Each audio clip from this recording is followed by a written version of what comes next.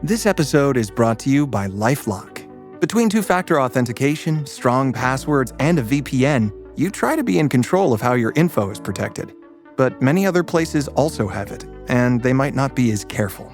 That's why LifeLock monitors hundreds of millions of data points a second for threats. If your identity is stolen, they'll fix it, guaranteed, or your money back. Save up to 40% your first year. Visit lifelock.com/podcast for 40% off. Terms apply.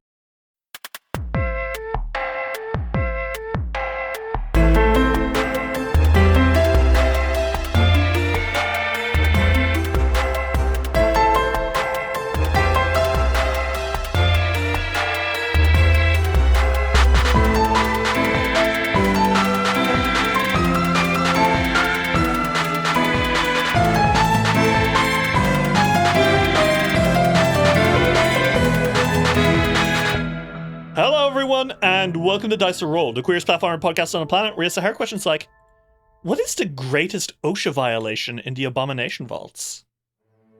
Oh. The vaults have a lot of problems, right? They're dangerous, they're full of monsters. That fucking elevator is definitely one of them. That elevator... Oh, yeah. That's a write-up for not sure. up to code. Yeah, that's a pretty bad one, actually. The cave-in is also one. Yeah, you know what? I do think... Because all that stuff, it's bad, but you can kind of say it's due to the wear and tear in places. You know which one this vault was designed with, and I feel that is a structural flaw. Like, in the planning process, they fucked up by not doing this. What? That big, between like floors 5, 6, and 7, there was like that big drop, along with the stairs winding around the side. Yeah, no rails on that. No rails. No Yeah. rails. That shit, I not will safe. also say, I don't know exactly how, but I do think it's in some way an OSHA violation that this entire place is built inside of a marsh. You know what? It might be. 1 second. That's actually pretty bad. Can It's you like they're build? because it's really dangerous structurally. Like, Ooh, okay, here we go. You're right. Yeah. Yes, it is possible to build within a marsh, but it requires careful planning and adherence to OSHA regulations, particularly regarding to ground conditions. And if we pull up OSHA 1926.1402 ground conditions, the earth has to support the equipment, including slope, compaction, and firmness. It is built on an island in the marsh. Yeah. Yeah, that's too much soft earth. So on floor 1 itself, we've already got a major problem, right? I think the labs are heavily horrible in sanitation alone. They were relying on oozes. Yeah. Yeah, That can't be right. not good. And according to OSHA as well, this one's very true.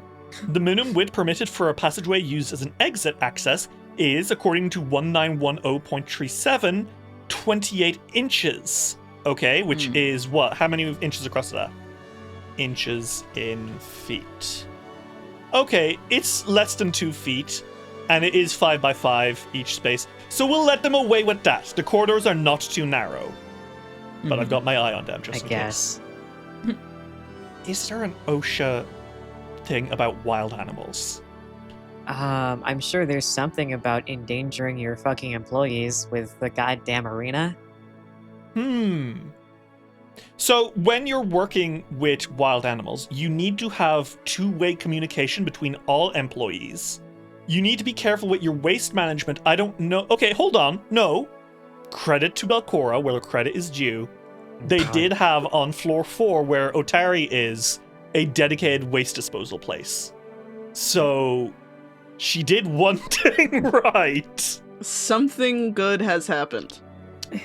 But One of how many?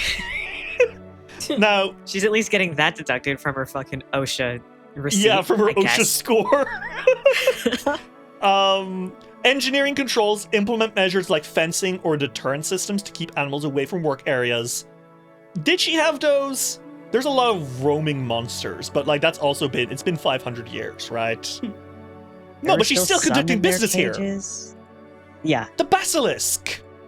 That thing was just out and about. Yeah. Mm-mm. Christ. What about the use of fire? Because the prison floor, no fire extinguishers. Yeah, that's true. That entire floor 7 was a fire hazard. They did not. What about magma? Is there rules against OSHA with magma? There's gotta be. You can imagine Magma if there's... safety procedures. Yeah, there it is. No, it looks like fire and magma in general, not really something you should have in the workplace. Mm-hmm. Question. Do the floors in the vaults have anti-slip materials? No. I don't think they do. We get moss growing on a don't. lot of them, so surely not. Yeah, absolutely not. Yeah, no, I don't think so. You know what? Fuck adventuring, guys. You gotta go to Absom, you gotta get a lawyer. Get a lawyer, come back here. Whoa. She's endangering your health. Silk already has a lawyer. That's true. Right. You slipped that in one episode. You mentioned the lawyer by name, and I was like, that's a weird name drop. And then it was one of your PCs from a home game, and I was like, I Yeah. didn't fucking catch that, you asshole. Johannes Awthorne, Silk's delightful lawyer who sucks the joy out of any room he walks into. And a distant member of House Troon, correct? Oops. Distantly, yes. He is was a very minor member. He's disowned the name, which is why his last name is Awthorne. I would Now love it to is. meet this It didn't used to be. He I wasn't born with it. I would love for you to meet him, Luna. He's delightful. You would love him. He's a fucking cunt. He has a big friend you would like also. He's a devil summoner. You have only stated a few sentences, and I am desperate to meet this character right now. He's pretty good. I feel like I would vibe with them specifically. Yeah. Oh man. And for everyone at home who wants to know what adventures did Silk's lawyer go on?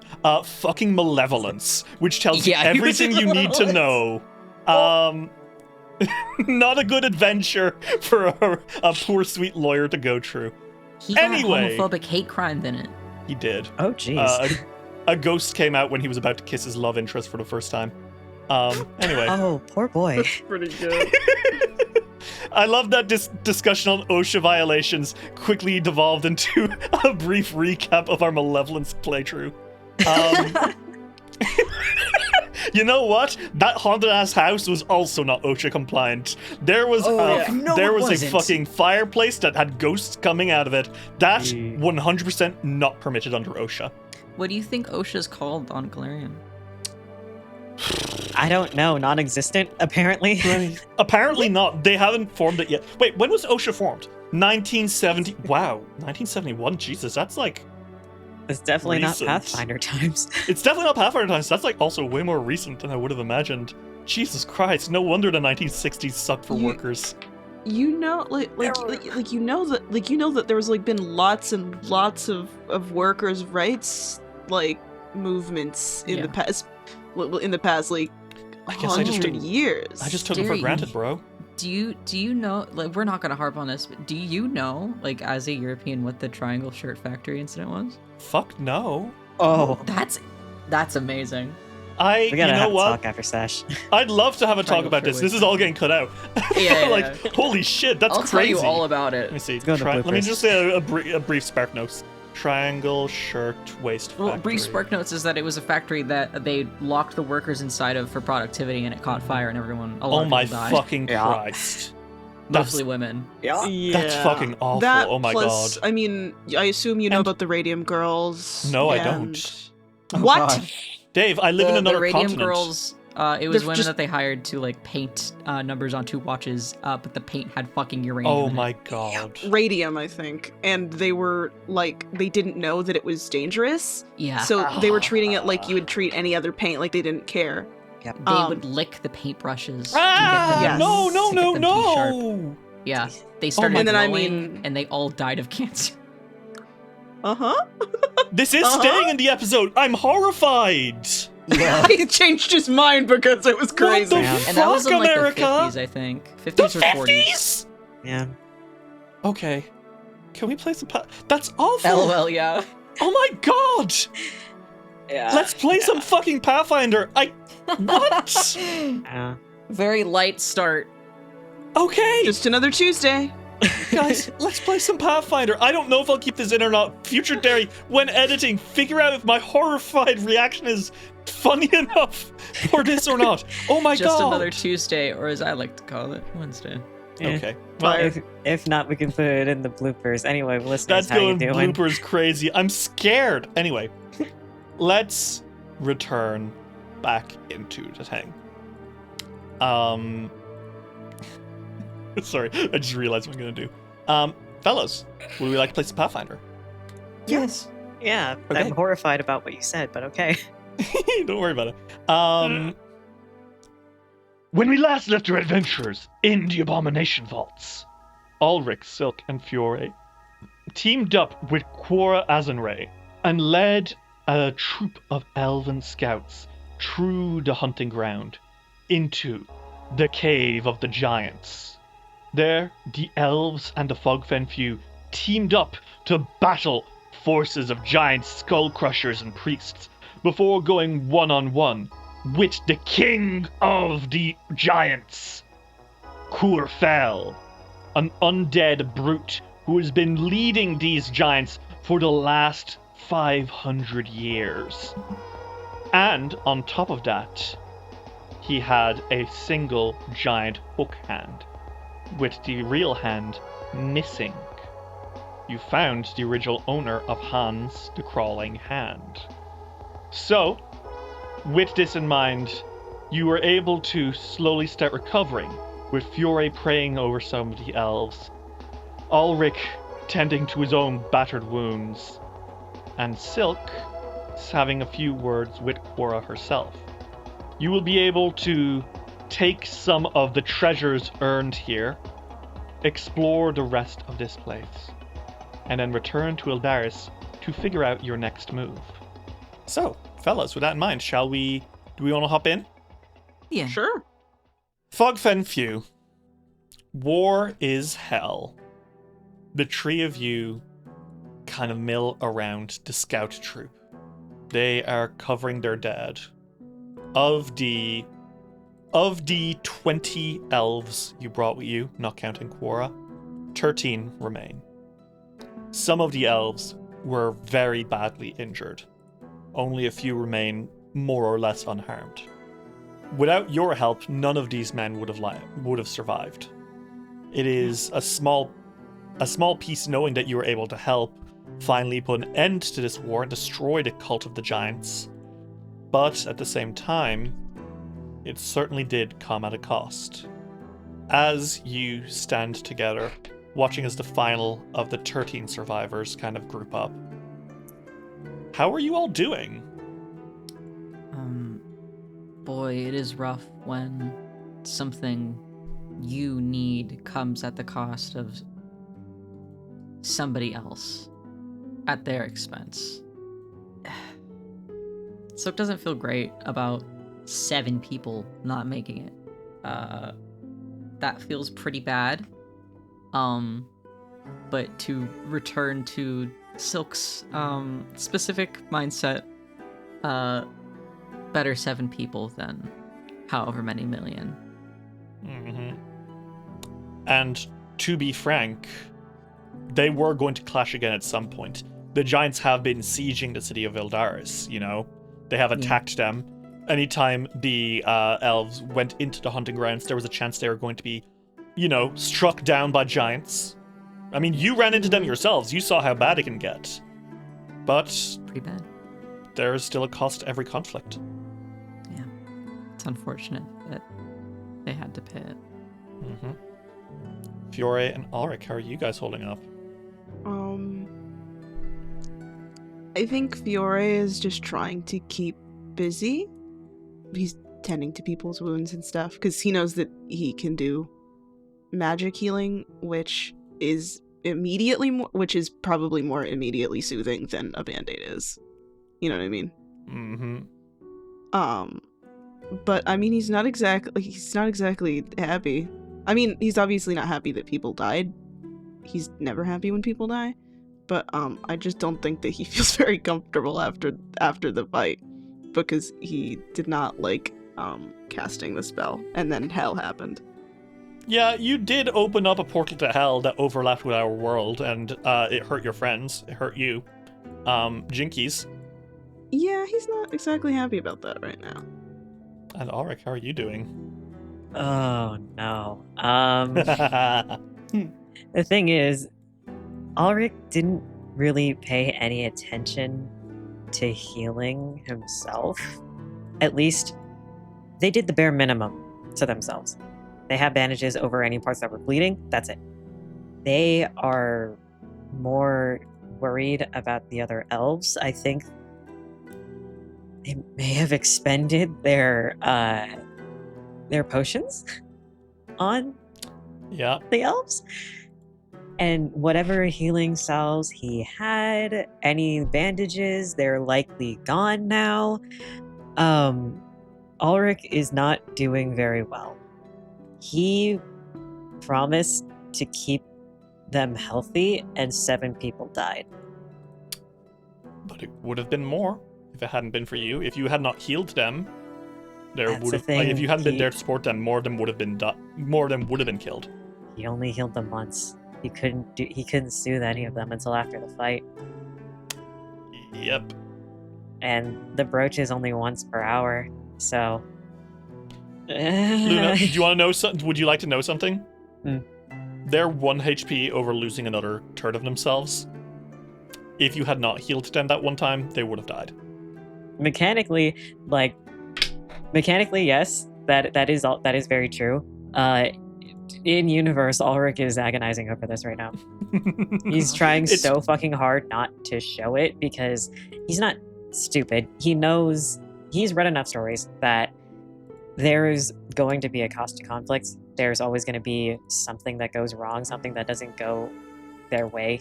But actually being a part of it is very different from reading about it. And again, he promised. Certainly they're grateful now for your healing, but there's only so much that you can do. Hmm. After a little while, Quora comes over to you guys and says, as she's kind of like kicking over Corfel's body, she kind of looks around and says, feel free to check around this place and take anything you want. Yeah, have any of you taken the fulcrum lens? Silk did, yeah. Yeah. He, at the end of last episode, he held it up to Fiore from across the room. Right. Right. And you saw Valrajani. Yes. Well, in that case, let me quickly drop that onto your sheet. So this fulcrum lens, if you are holding it, it will give you void healing, and you will heal anytime someone casts harm on you, which is nice. But that also means you will not take positive healing, which means Fiore would no longer be able to heal you, so less nice. Mm. It can heal you once per day, which you saw with the guy, but, you know, it's a trade-off. Yeah. Are you intending on investing, or are you just going to pocket it for now? Pocketing it for now. Yeah, you're not going to add that to your soul? That's fine. You know, I don't think I will. No, I think that Silk's done enough to his soul. Well, for what as well, where Corfel did have that giant magic hook hand, which if any of you want to use as a weapon, you may, as well as his heavy crossbow, which if any of you want to use as a weapon, you may. Dude, it's okay. Fiore's good. You guys are allowed to explore the rest of the map. You have not really done so yet because you basically did most of the fighting out in the main cave. But there are some other rooms which may have more treasure. This is true. Yeah, I mean, I think Fiore after a bit is like, I think he wants to stop thinking about this, so he's going to go explore a bit and find Okay. stuff. Why don't you guys talk about it? Why don't you? Silk is definitely standing behind Ulrich, and he has been quietly very worried for him. He's got his arms crossed at the moment. I think he kind of looks back at Fiore with a bit of just a little bit glum. So, what now? Would you like to take a look around? Yeah, I think that would probably be a good idea. Whoa, the Emerald Fulcrum lens is really heavy. This thing is bulk tree. What the Why is fuck? it bulk Good. 3? It's a piece of glass. What? How big is it? Emerald Fulcrum lens. I thought they were gonna be like frisbee sized. Yeah. The Yeah. Emerald Fulcrum lens specifically is bulk tree. It's huge. For Like, what fuck? reason? the Crimson Fulcrum lens is one bulk. This is, I mean, a lighthouse lens. The one that Urgatul had was probably the smallest piece. This piece is pretty fucking huge. Damn. The two pieces fit together, but it's because they make one giant lighthouse lens, right? Yeah. Mhm. But this piece, the emerald lens, is very heavy. Mhm. So, Silk, you have it in your pocket, and it is like dragging your bag down to your ankles. It's like, oh god. Ridiculously heavy. Is what's heavy? This part of the lens. Oh, that's weird. I would prefer to keep it on me. But damn. Well, is You there are extremely anything- encumbered. Is there anything in your bag that maybe Fiore or I could carry? Yeah. You could carry me. um, that is. Ulrich is amazed at how quickly Silk can make him smile and laugh. Ulrich says, "Cute, and I would, but for the entire dungeon after this fight, are you sure about that?" No, it's fine. It's something a gentleman would do is all. He starts fishing the lens back out of his bag. All right. Fiora, you hold it. Okay. It is technically more tied to you, I suppose. Yeah, I can carry it. Well, with my delicate frame taken care of. You Looking around. You start saying that, and then you look at Fiore, who is wheezing and panting. He's also Oh, encumbered dear. now. Oh, Fiore, is there My something? little mule. Is there something that I might be able to carry? Hold on. Why do I have 10 pieces We of could chalk? send some stuff back to keep with Ren. That too. Let me check what I don't need. Whatever you don't need. Silk. He's gonna use one of his magic mailboxes. Okay. With that, you guys can... You should be good to keep going, but you may need to stash more stuff soon. Yeah. Certainly, you could honestly put the Emerald Fulcrum lens in there and have Rin take care of it. It's very heavy. That is a good idea. Same for the Fields. Crimson Yeah. Fulcrum lens. You stuff all this shit into your magic mailbox. I don't even know if that's how it works. And there's a note, and it says, "Sorry." Yeah, it says, Rin, can you stash this for us? You And can have there's no... a Keep it in the heart. box, actually. You can have no more than 3 bulk per time, so you are going to have to basically expend all your magic mailboxes to stuff several just massive boatloads of stuff and have it explode into Rin's house, which is going to make her That's very fine. upset, but it's fine. Just gonna come back with He a towel. also on the back of the note says, I'll treat you to brunch later. Okay, My sweet love. you have successfully flooded Rin's house with random crap. You can now go look around the giant's cave to see if there's anything interesting around, or you can begin leading the 13 survivors back to Yldaris. Mhm. Well, up to you. I know that Silk kind of pets Ulrich's head, and his hand kind of trails to the back, and it stays in the back of Ulrich's hair, and he's like, would you like to stay with them, or would you like to look around with me? Flushed face. We can look around. Yeah. You ought to get your mind off of it. Yeah, I think that has Ulrich sort of lean into Silk's hand, like, yeah, I think I should. Come on, then. Fiore, start sniffing. Okay. It'd be incredible if there are any secret passageways or secret doors in this trash heap. Oh, we'll see. Let's look around. What about this room? There's a room on the right that I wanted to look at. What is that? Oh my god! What is that in there? There's a guy in here. Is that?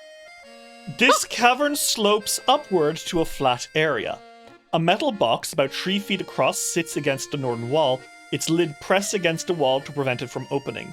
A bloody circle surrounded by runes is painted on the floor. And in that metal box, there is a little grate where you can see a pair of eyes staring out at you from the dark. That fucking golem? Why? Someone there? Someone who's not a giant, maybe? Yes, we're not giants. Are you Jeez. okay? Yeah, no, I'm good. Help, please. I'm coming. What the hells did you get in here? I was captured Fair enough. Why?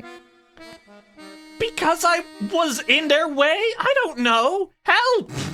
Here, let me. And he's gonna help break him out of this.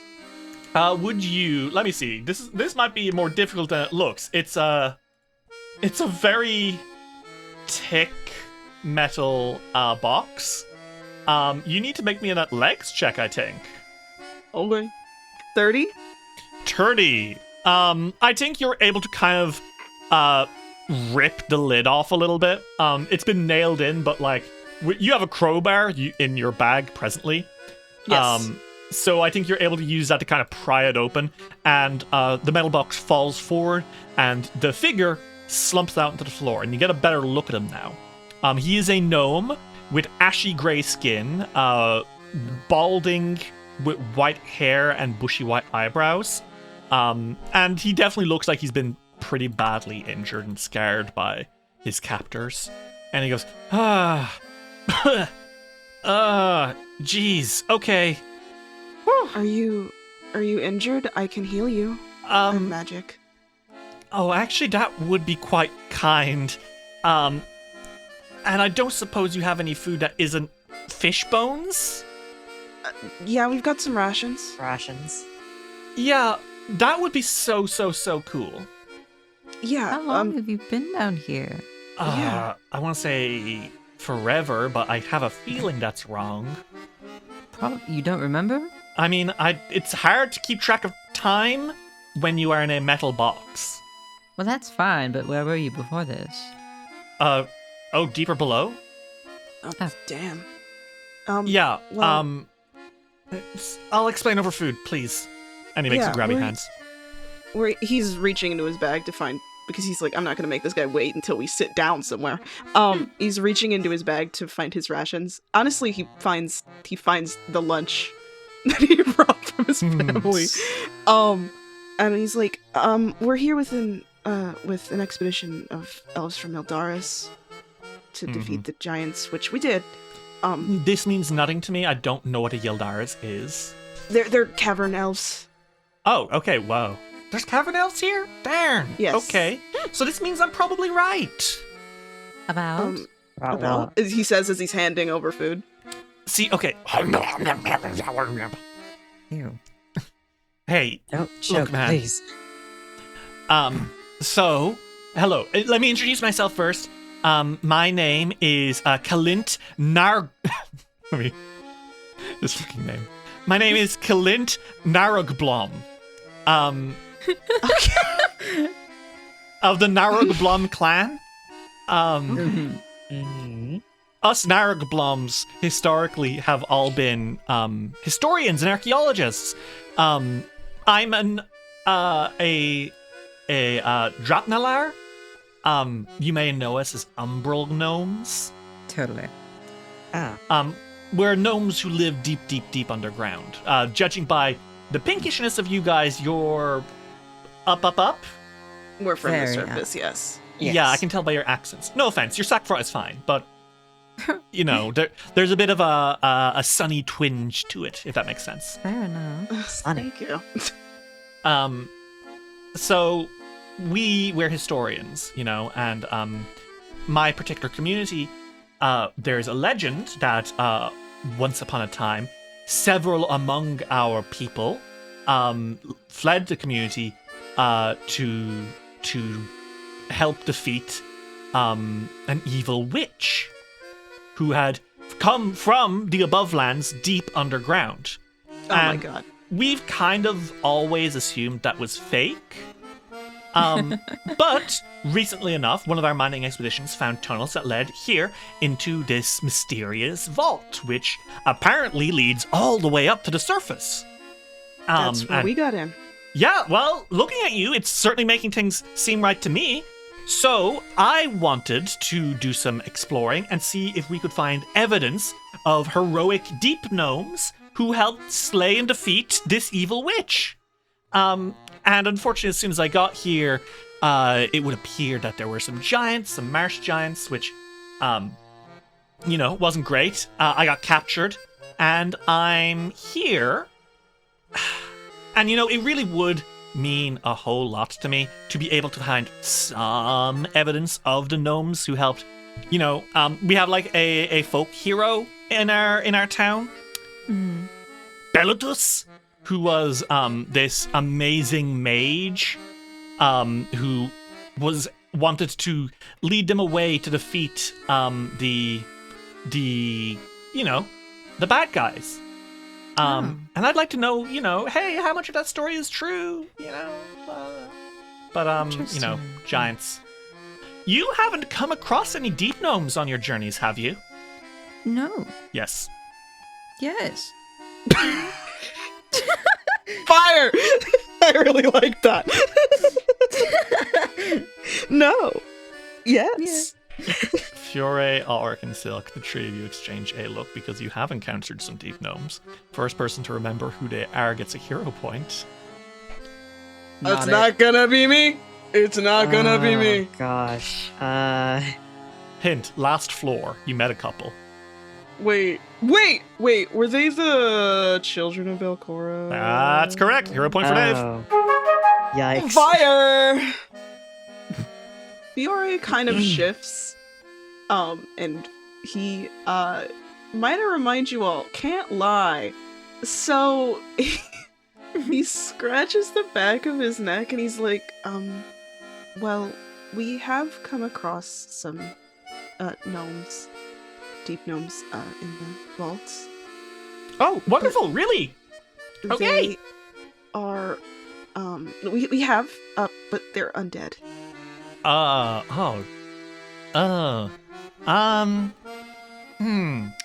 everyone's with Belcora. They were working with her? Yeah. No. Yes. Oh, fuck, no. Surely you jest. No, just not. No. So sorry. Oh, come on. And they were working... So if they were working with...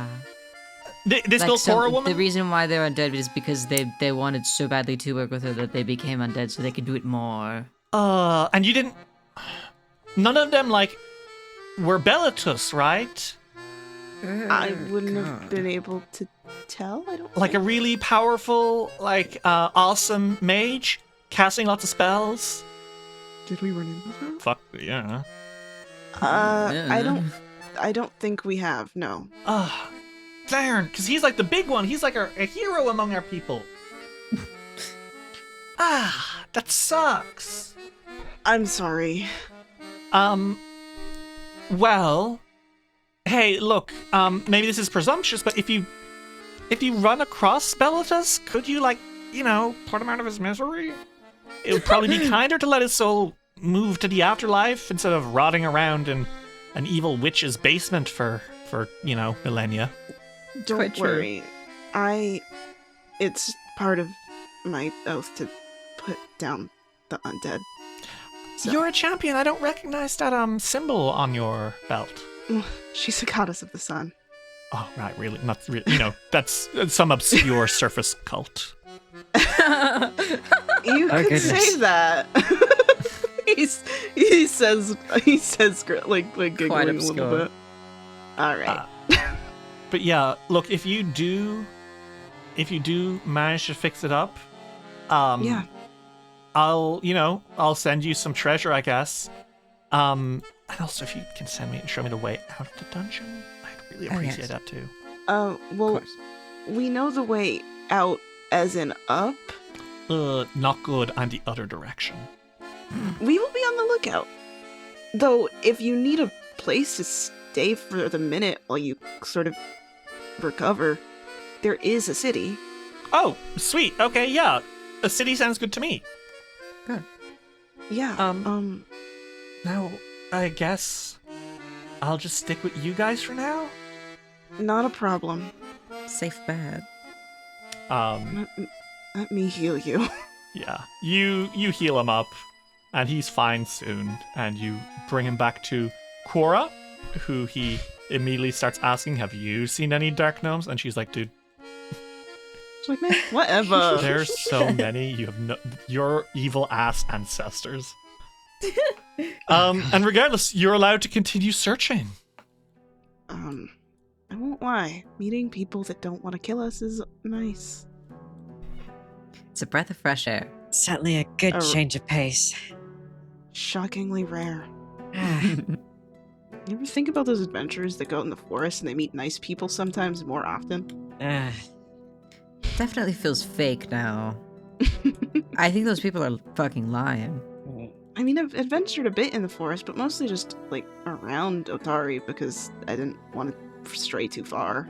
I was mostly looking for the littler dungeons that exist around the area, but I've kind of exhausted them all. I have mostly been gathering herbs in the forest. I don't run into too many people other than the druids sometimes, but that's Yeah, I'm running into the druids or people from Otari. I don't do that nature shit. Yeah, well, you're going to college. It's okay, love. I Trying. do enough for both of us. My little woodsman. Let's keep looking. We might find some treasure, and I think that we should definitely take that. Oh, yes. Let's go down south more. Okay. And so you continue moving. And what do you find? Oh. As they come down south, there's two areas. There's a door that they could open, I think, but then there seems like there's a camp area. The camp area is more of just the same as the north. Okay. Then there's a door. Well, it's a pair of heavy leather curtains, and you swish them aside, and you find nothing. It's Ooh, a blood fuck all. temple. There's a bloody altar, and there's blood on it, and there's bones, and there's nothing in here. This is where the priests were. This sucks. I prefer the dawn flower. It's much more sunny. That's not, and there's no blood everywhere. Did you know that? No bones or anything. No of that bones. nature. Just regular stuff, like books and the sun. Oh wait, let's go the way that that one he went to grab the big guy. He came from down this way, and he points south, even more south. Open door. And so you enter into the War Champion's room. At this cavern center sits a single fur and skin hovel. A path to the hovel is flanked with skull-topped spears. The skulls all appear to be marsh giants, and all of their teeth have been removed. Oh, It would look like these are maybe those who have tried to kill Corfell over the centuries and take his place. And you glance at the weapons nearby, which have fangs for blades, and you're like, right, that's what happened. Cool. Awesome. Fun. Perfect. However, you do find there is a fuck ton of stuff in this room, specifically tributes to the War Champion. Huh. Lots of gold coins, and a couple of gemstones even. Would you like to root around and see what you can find? Yes, please. Okay. Well, you can all click into that. There's a total, after you spend maybe 10, 20 minutes grabbing stuff, a total of 180 gold, 1,320 silver, 5 moonstones, each worth 50 gold, and 2 crystal barrels, each worth 40 gold. Oh. So, would you like to share these between yourselves? Yeah. Fury's like, there's more gems. I don't know that much about them. And he's looking at the moonstone. He's like, it's kind of reminds me of you, Silk. Oh, thank you. I do quite love a moonstone. It's good that it's like your hair. Oh, stop. You're gonna make me blush. Little romantic that you are. So if you share it all, you should all get a good chunk of money. The gems are worth about 90 gold total. So I presume you just take the cash. Yes. You take those gems for selling later. Make you all quite a bit richer. And that would appear to be all there is in this cave. Oh, that's all she wrote. Well, it's honestly not that bad. I mean, it's gold. We can spend that. Wouldn't have expected them to keep things like this, but I am Content. Even a cult likes having cash money. The shiny knows no bounds. This is true. Everybody likes shiny. Speaking of shiny, Silk flips his hair over his shoulder, and that's it. You return to Quora and say, hey, we're ready to return to Yldaris. Yeah. Mm-hmm. Okay. Well, you make your way up. Quora kind of smiles at you guys as you approach, and she looks to you all and says, well, after all that, I think you and I, and all of us, deserve a bit of a rest. Mm-hmm. What is your plan now? Surely you don't expect to march back up to the surface after all this? Eventually we have to. Well, yeah, but what? There are rooms in the palace available for heroes such as yourselves. What time is it? Oh, God. Silk, you have time sense. Yeah, I do. 10 minutes. Let me... Give me 10 minutes. Is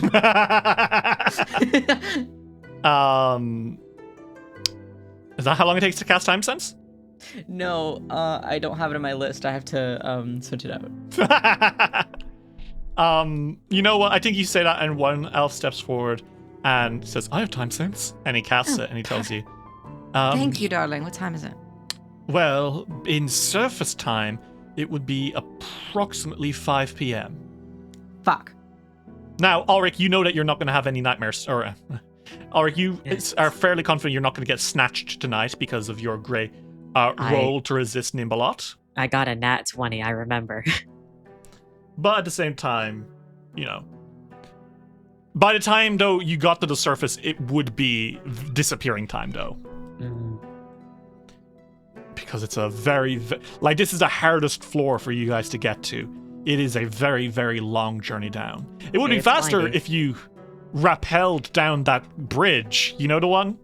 But that's a 100-foot drop, so instead you'd go the long way with the hike. Why don't we just stay tonight? We wouldn't be... Silk kind of hugs himself. He's like, I suppose one night wouldn't hurt, but tomorrow we go back. Absolutely. That's fine with me. No ifs, ands, or buts. Sounds good to me. I don't really want to worry my parents for that long, so... Yeah. Silk rings up Rin on his cell phone, mirror. And is like, take care of Agonis for me tonight, and drop by the Dawnflower. Let them know that Fury's not coming back tonight. And all his parents as well. This is by writing on a foggy glass, right? yes. Cool. Just like Soul Eater. Hell yeah. You get a message back, and it reads... no, it's face to face. Oh, so she can see you, and she's like, Yeah. okay, cool. Oh, here we go. Are you speaking to her, or is it just like Yeah, writing it's like to each other? FaceTime. Okay, cool. You call her up on your mirror, and you say this to her, and she says, fuck you, bitch! What the hell, man? My I'm having house! something- Hi, Rin. Hi, Fury. Hi, Ulrich. Fuck you, bitch, Silk. What the fuck did I do, Oh. bitch? All that stuff splashed out on my floor? You think all that's mine? I'm so sorry. You're the one who said, what is this? This is like 40 pounds of stuff. Why did you have 40 pounds of stuff? God forbid friends help friends. I thought I could count on you, It exploded out of my jar. I'm so sorry. Stop Okay. yelling at me. I'm sorry. is- I'm sorry. He's She fake says, falling for it crying. immediately. How do you know? Look yeah, at him. Silk is faking it. Fiore's like, he's fake crying. Ren, Don't please do fucking not give it fall away. for him. She feels bad. Silk pinches Fiore's ear. Ow! Why? Don't you're hurting him. To be fair, the last time you were mad at Silk, you brought a towel. Yes, and in fairness, also deserved 10.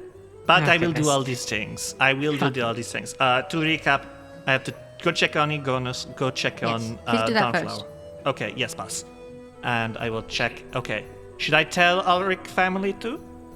Yes. Yeah. Let Fiore's parents know as well that they should also check on Agonis from time to time. Every few hours, please. He Yes, needs boss. very strict attention. Yes, He gets boss. lonely. Okay. Maybe I split this up. And she kind of looks not off screen, like off mirror, I guess. Fiore notices that, and he makes the knife cat face at her. She doesn't catch you knife catting her. Who are you and with? She goes, huh? Turn the mirror around. Oh, hey, look, I'm with Sinemi. And Sinemi's there, and she turns the mirror around, and she goes, You Fiore- dog. Fiore makes the knife cat face in front of her this time. Sinemi stares. And she fucking drops her gaze and looks around and says, hi, everyone. Ulrich is Hi, smirking. Sinemi. Hey, Tsunami. Rin turns the mirror back to you guys, and then she leans in and says, I think it's going well. and there's like a squawk off mirror from Sinemi. Before, Don't let her in my house. Oh, she's already been in your house, plenty. She's friends with Igonus. Oh, God damn it. Would you like to take inventory when I get back? I haven't stolen anything. No, it's not She that. said she hasn't stolen you two being anything. friends just fills me with a certain kind of dread. Yep. What needs to happen? All right. Look, we'll take care of everything. Thank you very much for checking in and letting me know. I get nervous when you don't come back. Enjoy Scary Underground. Oh, yes. I'll call you back in the morning. Okay, good night. I will give you Bye. plenty of time to wake up. And he hangs up. I just want to say, it's like when you let one of your fucking crazy friends like meet one of your parents. It's like this is a friend you don't want to show to your parents. Yeah. Fiore is like, when I caught Tsunemi walking out of Rin's place, with the look on her face, on Tsunemi's face, not Rin's. Rin is not embarrassed by this. No, Rin not is at all. Rin is a shameless person, and that's a positive. Mhm. They're so cute. Tsunemi, though, it was a little funny. God, I wish I could have seen it. Same. Would you like to make your way along with the elves back to Yldaris? Yeah, on the way, Silk like leans into Cor and he's like, Do you have a room with a view? Yes, actually, we do. Oh, yeah. Perfect. Sure. Look, the goddamn palace is so empty anyway. I think it's a waste of space. I'm trying to see if I can't get it a little bit converted to use for, houseless people in Yldaris, but, that's the council doesn't like that and blah, blah, blah, but you know how it is. But you're the It's- queen. Yes, but it's not an absolute monarchy, we have You could- standards. Yes, but you live there. You Okay. could suggest that it could be made, that part of it could be made into something that would make money, but then you could use that money. That's like not a bad a idea. museum. Interesting concept. All right, I'll write that down. And you guys are chatting as you make your way towards Yldaris. And I want you to make me a perception check, please, everyone. Okay. I like that the gnome is surrounded by beautiful elves. Yeah, this ugly ass gnome. He's not ugly, he's just a gnome. Okay. Fiore and Silk, you two are happily chatting as you walk. But as you go, Ulrich, suddenly you stop. Something is weird here as you make your way back to Yldaris. Yeah. You left the city with 20 elves. Mhm. 7 of them perished, and you see that they are being carried in stretchers by the other elves, right? Mhm. Each stretcher requires 2 elves to carry. With 7 dead, no. that means there should be 14 elves. But Is there if 7 are dead, and that means there's 13 survivors, and yet someone's carrying a stretcher, there's an extra person. Cora stops as she sees you stopping and says, "Everything all right?" She looks back with you at the other elves. Are the other elves in earshot right now? Yeah, they're all around you. Ulrich turns to Cora and makes a face like something's wrong. Her face falls and she walks up to you, Tree, gestures for everyone else to stay behind, and comes up to you and says, "What's happening?" We have an extra person. What do you mean? You had 20. You had 20 with you and 7 Correct, fell. yes.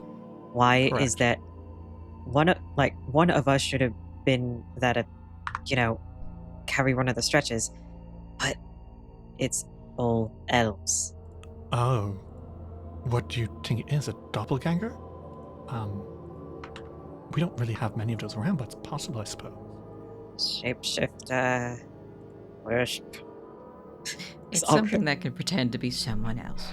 As Ulrich looks at Silk with the tired He's eyes. biting his lip in anger. Quora raises a hand and says, "I can handle this. I know my men. Stay here." And Quora looks to everyone and she says, "Everyone, I'd like you to put down these stretchers, please. It's come to my attention that we have a number discrepancy. Despite 7 of our number dying and us leaving with 20, there are currently 21 elves in front of me. I want to know which of you is not one of us." And a few of the elves murmur, and one says, "That doesn't make any sense. A 21st one of us?" And the other goes, by the gods, but how would we know which one it is?" And one goes, "There's absolutely no way of knowing which of us it is. That's Silk crazy." shoots that one. Make me an attack roll. He had his hand on the fucking on his pistol the entire time. That's crazy. So funny. 36. Okay. Let me see. That is a crit. Roll me that damage. 30.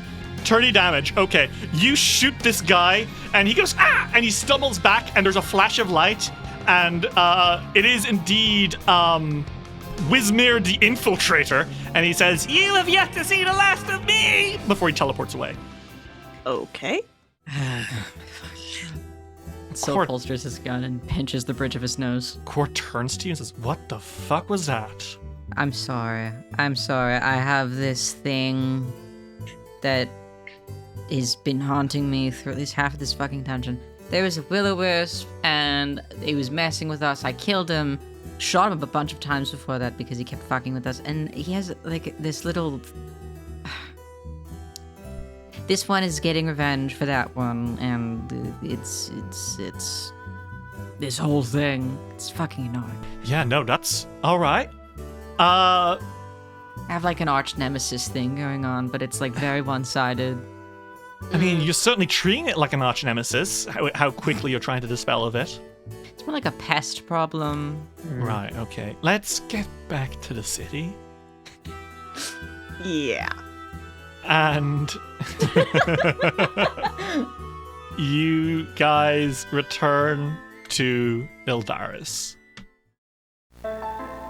Dice Will Roll will return after these messages.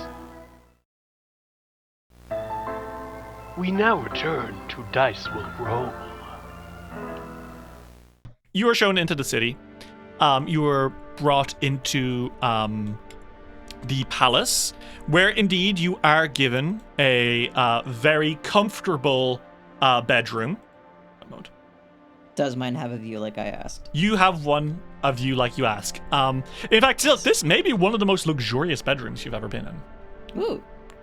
Despite Yldaris being a city deep underground, with many problems facing it, it is still a sizable city with a sizable population, and that means it can afford luxury. The elves return to their garrison. Mick waves goodbye to you, and Quora affectionately kicks Podalex as you enter. And you guys are able to... I think you're each given a room, although Quora very coolly tells you that you do not need to stick to the one room if you do not wish to. 7 p.m. comes and Ulrich does not vanish. Yippee. Thank God. Yay. And yeah, you guys actually have a pretty nice meal to make up for the horrors you've been through. No sign of any retribution from Belcora yet, although it's possible she will have her revenge on Yldaris for aiding you. How are you guys doing as you settle in for bed? Ulrich is at least thankful for the no disappearance part. I think they're also happy to spend the night in Yldaris. This place is cool. I like it. Well, by now in the night, Silk has gone through step 4 of 16 of his nightly routine for his skin. And so he's pretty good right now. He likes this. He likes Yldaris a lot, honestly. And honestly, I do think that over their meal, I think that he requested that gnome stick with them for that at least, because Silk wanted to talk to him about other tales and where he's from to document some of it. Silk is very fascinated with word of mouth down here. Tales by tongue. And he definitely has a few pages of notes from speaking with him about that. I think he is... I mean, he's certainly trying to appear fine. Oh, yeah? Yeah. That would imply he's not feeling fine. I mean, he's still uncomfortable and feels weird. I just don't think that he's talking about it. He had sort of gotten, not confident, but less insecure about his magic. Not that he likes casting it. Just that he's like, it's okay if it happens. But I don't think he feels like it's okay if it happens anymore. So for now, he's just kind of holding it back? Not going to release it yet? No. No. I'm sure that's a perfectly healthy coping mechanism. It's a perfectly healthy coping mechanism, and if you asked him, he would tell you that it's a perfectly healthy coping mechanism. He's gonna keep it there, and then one day he's gonna die. Yep. Okay. Well, do you all get a good night's sleep? In fairly luxurious bedrooms, for what it's worth. Like I said, this is a palace. You are staying in a palace. Fiore and Ulrich, these are probably the comfiest beds you've ever been in. Silk, who's to say? His bed back home in Absalom, he's stuffed with very luxurious, very soft feathers and padding. It is a absolutely ridiculously constructed bed. All the pillows are like soft. The linens are they're silk. This is nice. He likes this. Maybe not as perfect as home. But... And the other two, how are you two enjoying this comfy place? Decent? Just okay? Fiore likes. I think like the thing is that Fiore is not really somebody that is seeking. Like he's not somebody that is like, I want everything to be rich and expensive. So he's just like, this is cool. Yeah, this is probably the most luxurious thing that Ulrich has ever experienced. So they're enjoying it a lot. Just taking it all in. The bed is so goddamn comfy. Well, I hope you continue to enjoy your comfiness, because in the morning something happens, and it's fairly feverish knocks on. Probably. Silk and Ulrich, did you two sleep in the same room, or what's the plan there? Silk always invites Ulrich to sleep with him. So it's very highly likely that yes, they did. Okay. They did. Well, first off, Ulrich, make me a will save. Yep, there it is. I forgot, but make me a will save. Public, private. Public. You'll know whether or not it works. Fair enough. Here we go. 34. Okay, you're all right for today. Yay. That was a pretty high roll. Well done. So you are not absent, Ulrich, when you get the knocks on the door. And I'll also make sure everyone that you sleep for the night, rest for the night. God, here we go. And then do your daily prep real quick. You can max out your HP. Yeah. I will. You get some fairly feverish knocks on your door, Ulrich and Silk. What do you guys do? Silk groans in bed and tells Ulrich to fucking answer it. Ulrich very sleepily straightens up and before he gets out of bed, he does kiss Silk on the forehead, gets up and groggily walks to the door. And standing outside is Iribo, the lovely lady who you first met as the leader of the Yldaris hunting party. And she sees you, Ulrich, and says, "Good, just the man we were looking for." No, that's not what she says. "Hi, good morning. I'm so terribly I'm so terribly sorry." No worries. Ulrich is like very sleepy, squinting at her. Is everything okay? Yes. We do maybe need your help. I'm so sorry that this is happening first thing in the morning, but well, you recall Murmur, our friend, yes? Mm-hmm. Well, it would appear that the queen has had some of her, her mages taking care of Murmur, trying to break that curse on her. And it worked overnight. Okay. But you sound panicked. She's not very nice. Oh, God. Okay. We have a few statues. Oh, Alcamar save me. Okay. Okay. Which of the bedrooms is, Mr. Sun Chaser? Should be like a couple doors down to the left. Okay, alright. She goes to your door, Fiore. Dunk, dunk, dunk, dunk. Fiore opens the door and he's fully awake and he's like, "Morning." Morning. Gorgon? Petrified statues? Help, please? Yes. Okay. Let me grab my let me grab my sword. And he grabs his stuff and he was already wearing the armor and the everything. And he's like, "Okay, I'm here. Where do I go?" Just this way, please. Okay. And Fiore, Ulrich, and Silk, how are you doing as you get dragged up? He's like, Ulrich is letting Silk use him as like a crutch right now. He barely gets dressed. He comes out of his fucking nightgown and his Astronomicon, and he's gun on his hip. Well, you guys make your way into a room that they were holding Murmur. And, well, you hear her, certainly. You guys make your way into, the room where Murmur, was being cured. And you see the statues of people all around her, who have you see, like, one who's running out of, the room, and one who's, like, staring in shock.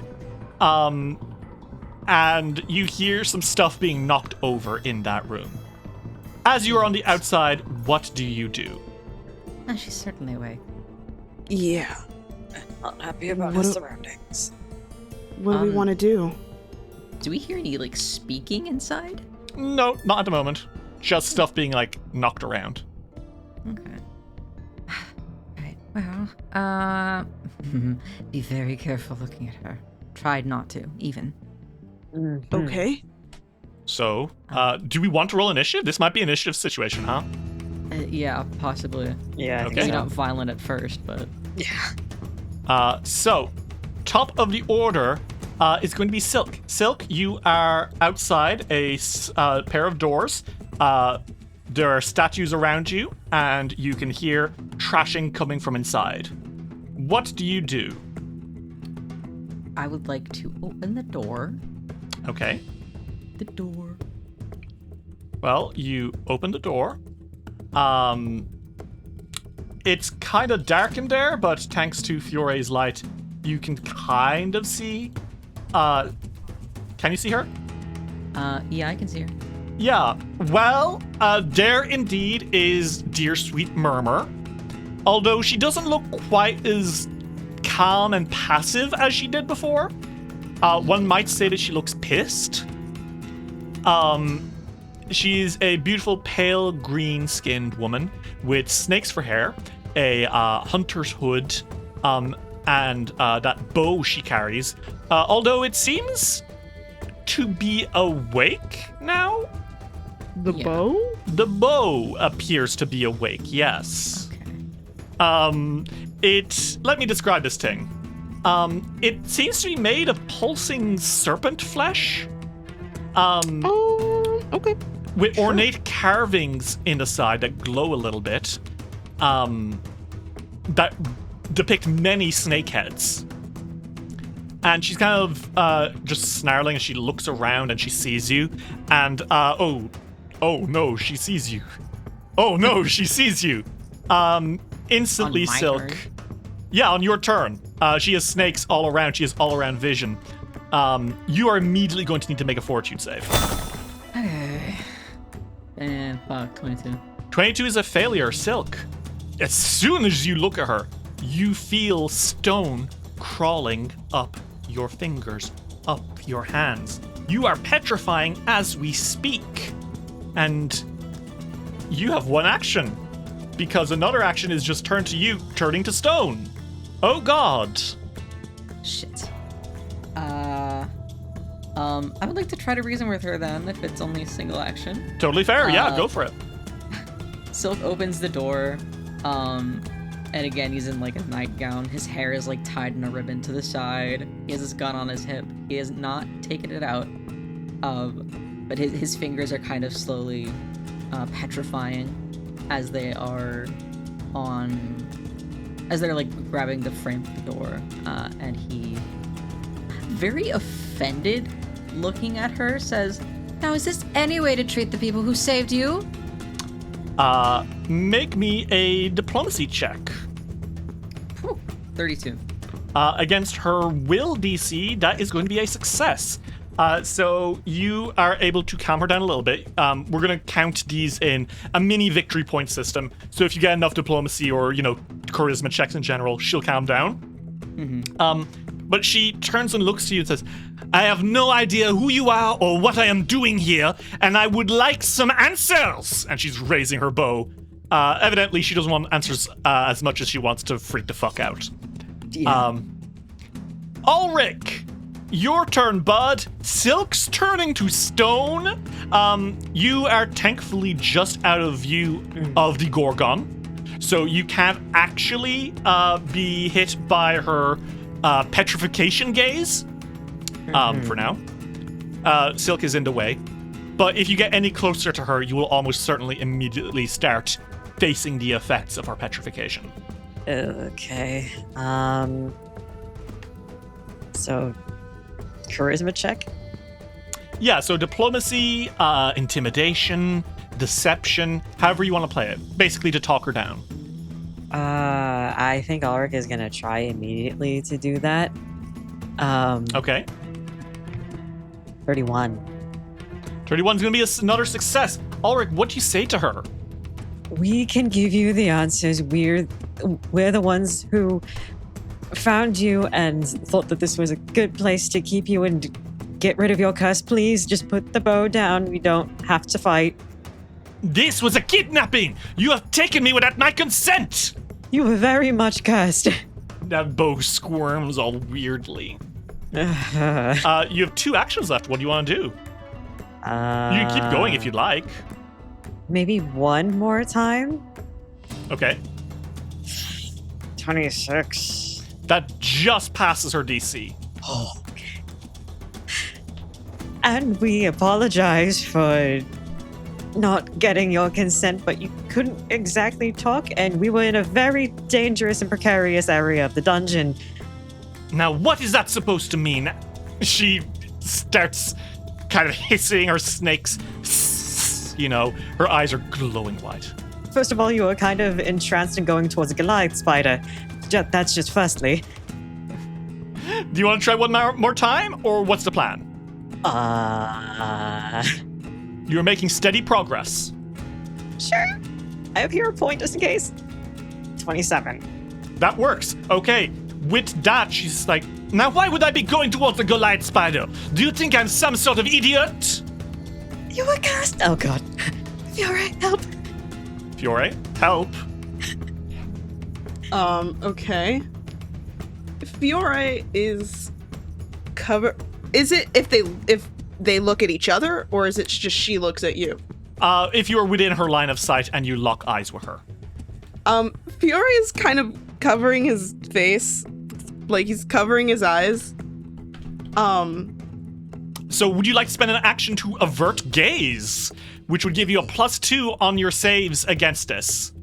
You are currently out of the way for what it's worth. He wants to talk to her though, which means that he wants to open the door. Okay. I will allow you to avert gaze and then get up to her so that, she can see you better. Which means you have 1 action left. Her bow immediately flies towards you. He's got a hand up, one, he's covering his face, but he's not, he is specifically, he's got his weapons at his waist and stuff. They're not out. He's got a hand up. We didn't want to hurt you. We found you wandering in the dungeon, and then we found a Nilith, which we believe had done something to your head because it did something to ours when we fought it. I promise you that we do not want to hurt you. We kept you, we brought you here because it was the only safe place for you. Make me a diplomacy check. Okay. Oh, and I will, at the end of your turn, you are going to need to make me a fortitude save against her petrifying gaze. That's fine. Actually, I guess you make it now. Lol. Oh. Sorry, that's not it. 28. That's a success. Upgrade into a critical success thanks to your cool champion ability. Smiles. So you are not being turned to stone. With your +2 anyway, it really helps. So great news. You are not turning to stone. And you are able to keep talking. So make me that diplomacy check. Oh! A nat 20. That's Dang. going to bring her up to the very edge of succeeding. Meaning that Silk will have one last chance to talk her down. But as she kind of snarls, she definitely seems a little bit uncertain. So she is going to attack because she is stressed the fuck out. But I think she's not going to... She's not putting her heart into it. She's like, I don't believe you. And then she's going to shoot with her weird-ass bow. And that is going to be a miss, nearly a critical fail. She shoots almost intentionally wide before drawing another arrow. And this time, she pulls the bow back, and you see something bizarre happening. The arrow, as it's being pulled back on the string, an energy-like shape of a snake emerges, wrapping itself around the arrow, and then that arrow, that weird snake, it grows 5 heads. Almost like some kind of multi-headed snake monster. Ritz, you love Greek myth. What would you call that? Oh god, probably peacock. A peacock, that's correct. She draws back this Hydra arrow and says, "You will let me leave this place!" And she shoots, and she's gonna shoot at Fiore. And let's see. Fiore, what you see is that the arrow flies towards you, and as it's flying towards you, you can see it splitting into 4 other arrows. But you bashed them away with your shield. He's not holding anything. I think his armor's just very strong. Ooh, very cool. And she kind of grimaces, and Silk, it is your turn. Just so you know, if you don't manage to talk her down and have her stop with this aura, if you fail another save, you are permanently turned into a statue forever. Forever and ever. Forever and ever, or until they fix it.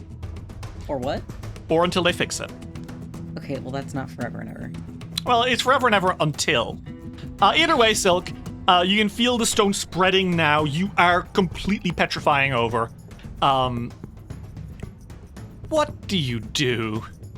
So I only have 2 actions. And if you're still within her aura at the end of your turn, say goodbye. Oh boy. I think Silk stays where he is. And it's not like he's even grabbing the frame of the door anymore. His hand is just stuck like that now. He's like, You can leave peacefully, but just know that we are the only reason why you can leave at all. Make me that diplomacy check or an intimidation if you prefer. it's gonna be diplomacy. My intimidation is +2. Silk is not very scary. He's just pretty. No. 20 is not gonna do it. I'm gonna use a hero point. Okay, go for it. Maybe I will. Jeez. Okay, Plus 10. so 28. That will be a success. Silk, she snarls as she gets ready to draw another arrow, and then you say that, and she kind of... At first, she's going for it. She's going for more.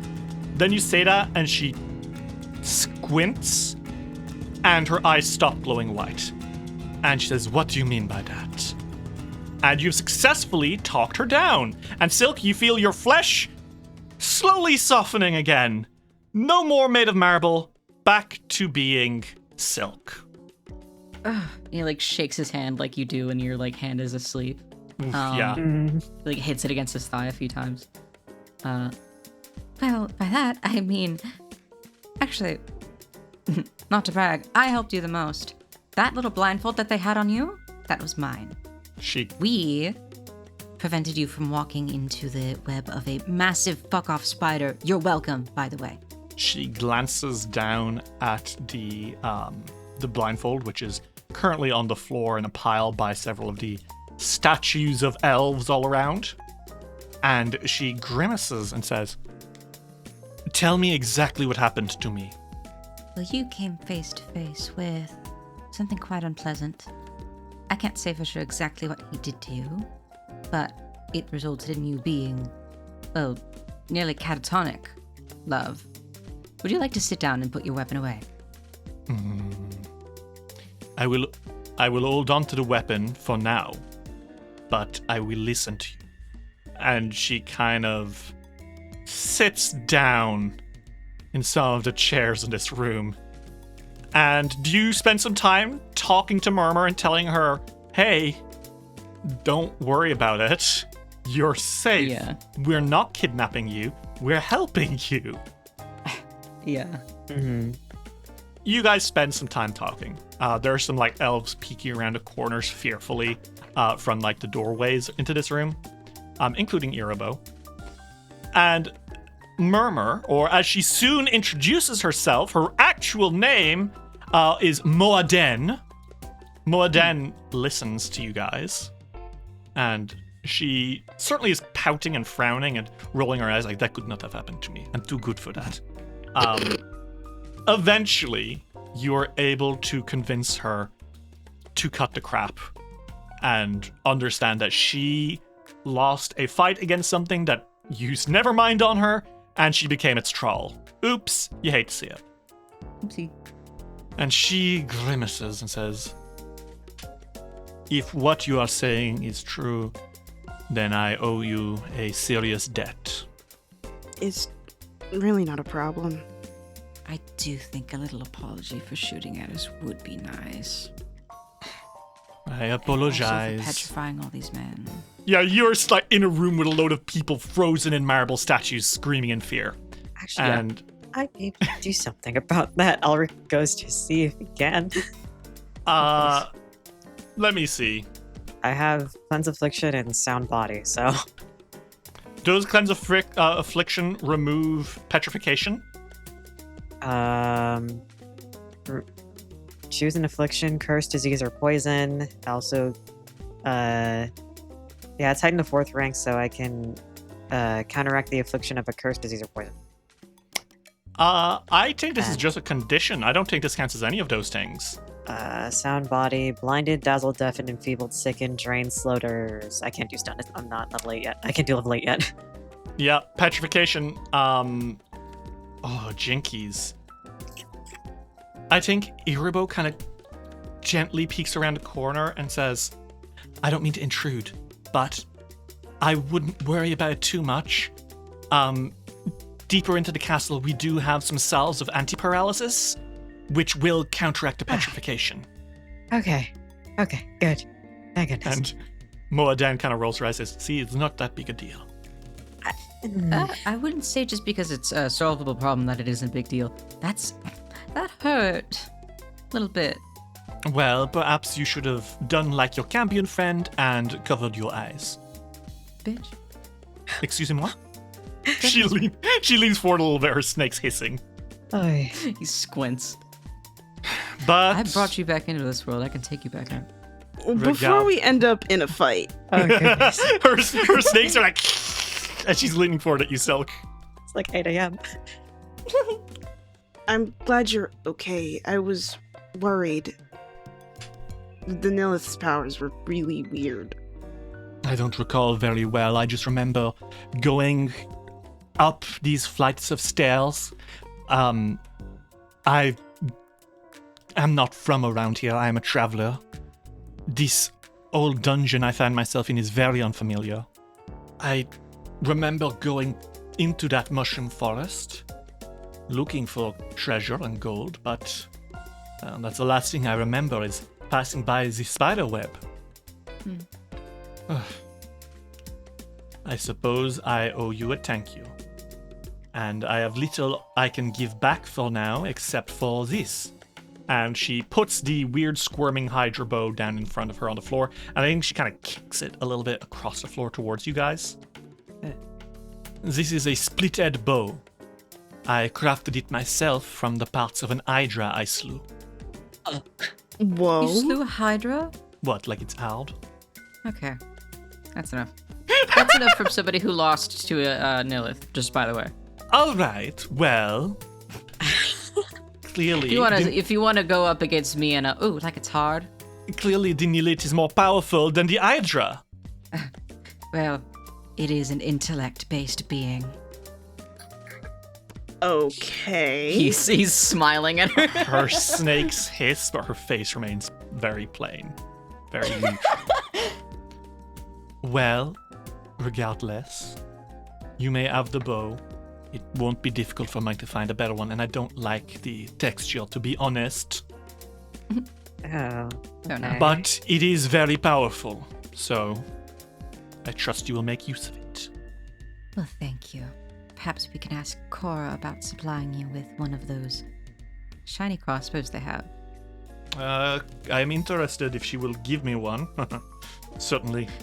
I do not suspect If she I have made deigns it friends. safe to after you did all this. Yes. Well, in my defense, I was frazzled, alright?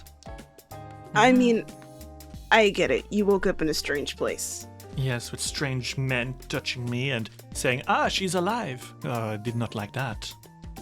No, I understand. I would have panicked too. That's fair. Regardless, you now have a split head bow. It is a +1 striking hauling longbow. Hauling is a rune which, as a reaction, when you hit someone, you can knock them around 5 feet, which is very cool.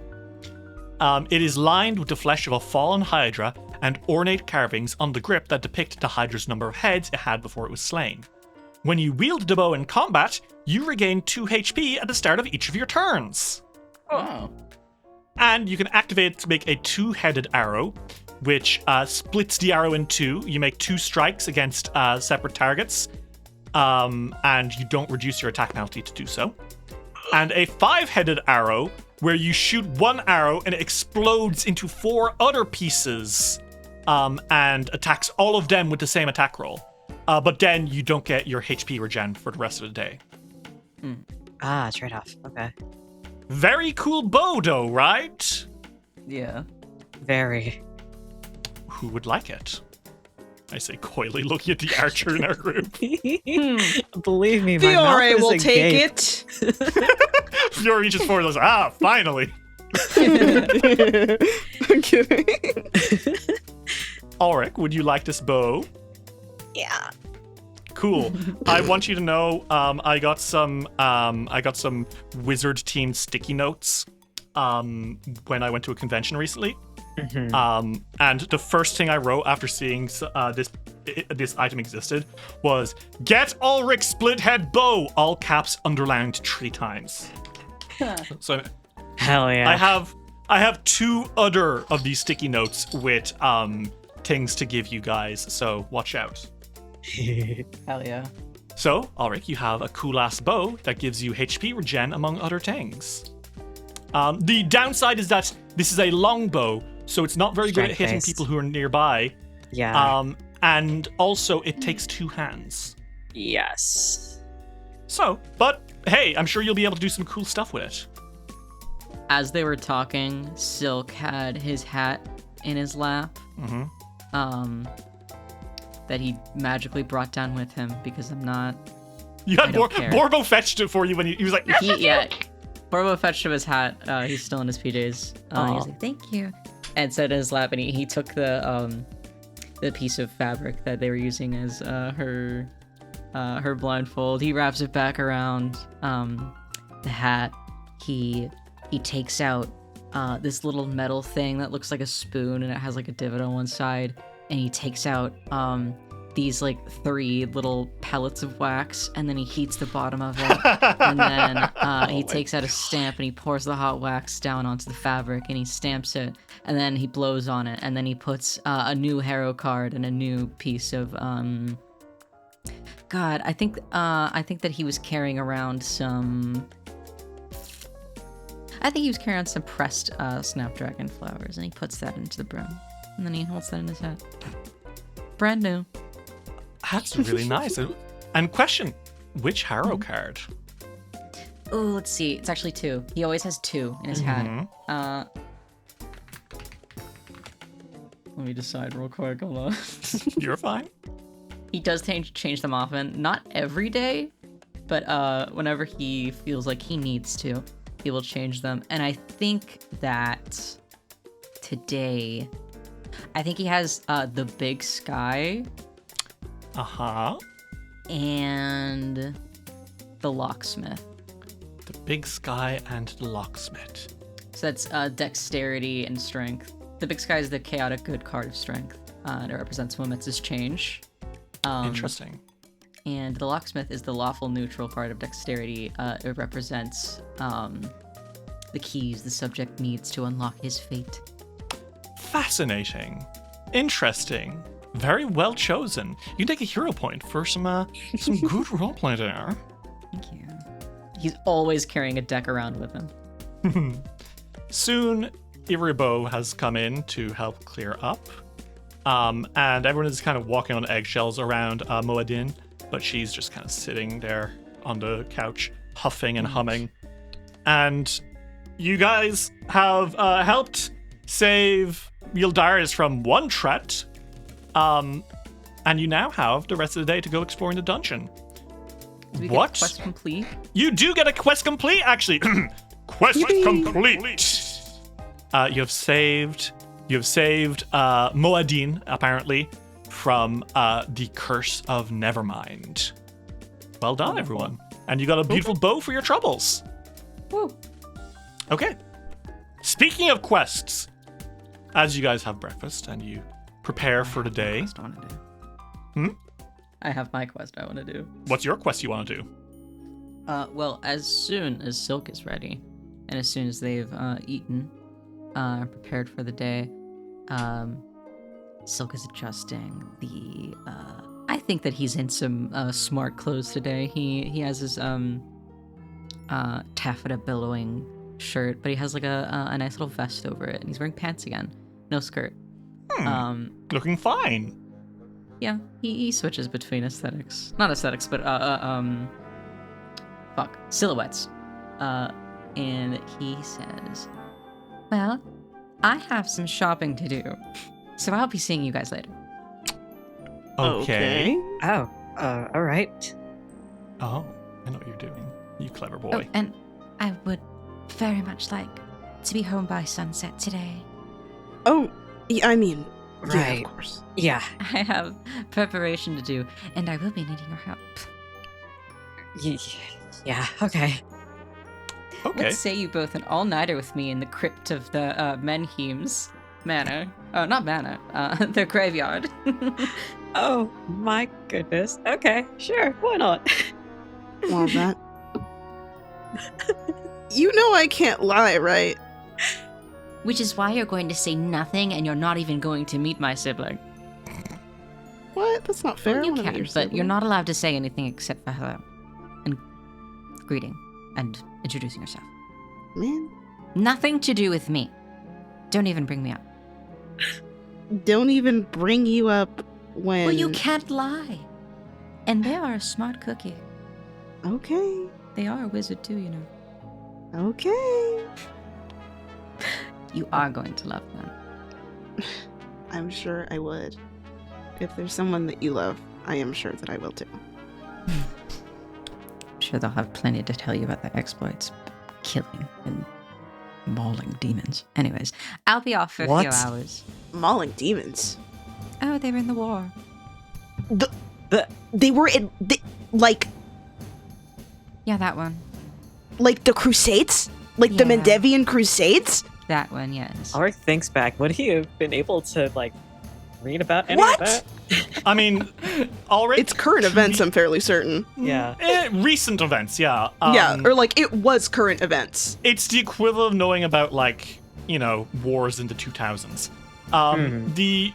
For everyone at home, the Mendevian Crusades. When Aradin died, a hole in reality appeared in the nation of Sarkoris, a beautiful nation full of summoners who were very much so inspired by the kind of North Canadian indigenous people.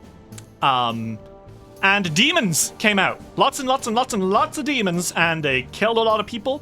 And some people were like, I don't appreciate the demons killing everyone. So they sent some knights with swords and shields to go kill the demons. And lots of bad stuff happened.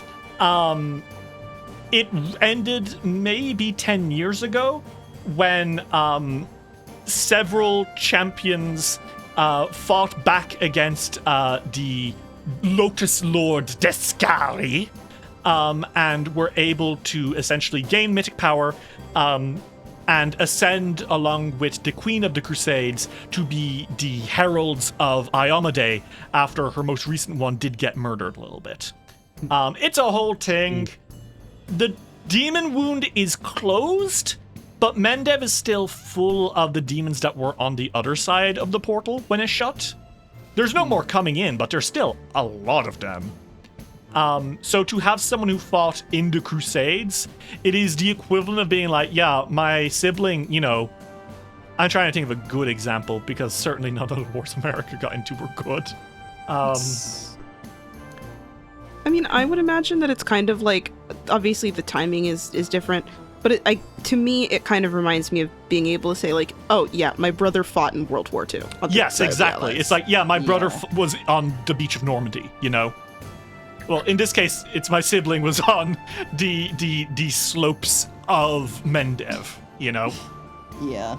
So that's kind of a huge thing to drop behind. Oh yeah, don't worry, they're a fucking Mendevian crusader. Oh god. He was like, what the heck? What? It's really good, Dave. He's not against cursing, he's just so shocked. There's like, your sibling was in the Mendevian Crusades. Mendevian Crusader.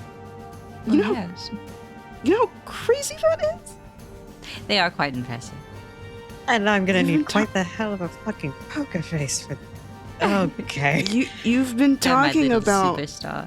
you've been talking about them like you're obviously they'll always be your little sibling, but I kept imagining someone like young and you know, like not.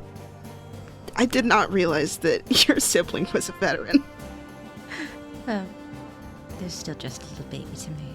And that person is 29 years old. 28 even.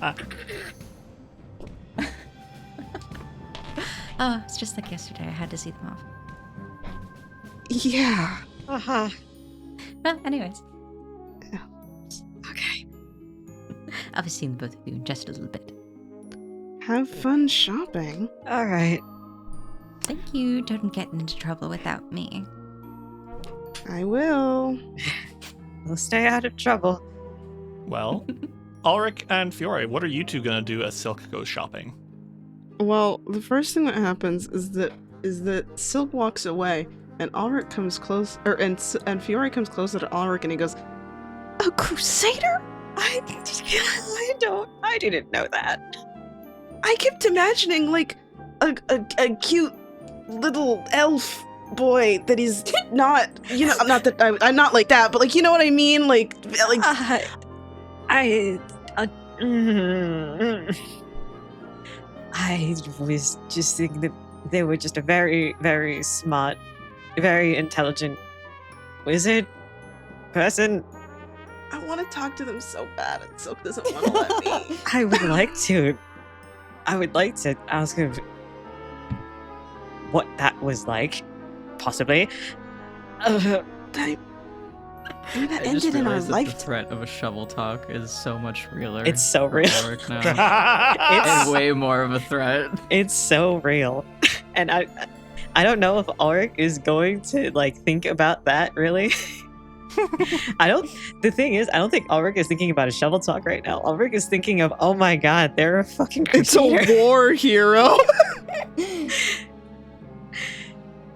So, we'll start with Silk, and then Ulrich and Fiore, you can tell me what you guys are up to, if anything at all.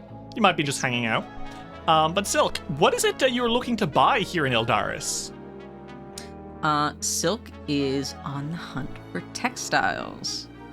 Oh, is that so? It is so. He is visiting the artisan district. Mm-hmm. So I think you're able to go taking a look, and yes, plenty of textiles. And let me see, what kind of stuff? 1 second. And he is willing to drop a pretty fucking penny for like bolts and bolts of like fabric, or like, you know. Yeah. So I think what you are able to find is that, yes, there's a lot of textiles, but these textiles, very fascinating materials. Obviously, Yeah, he's looking for unique ones. Yeah, well, it's all unique. That's the great stuff. The Yldaris don't have access to many of the things that the surface would use for textiles, right? Mm-hmm. Like, you're not going to be getting cotton.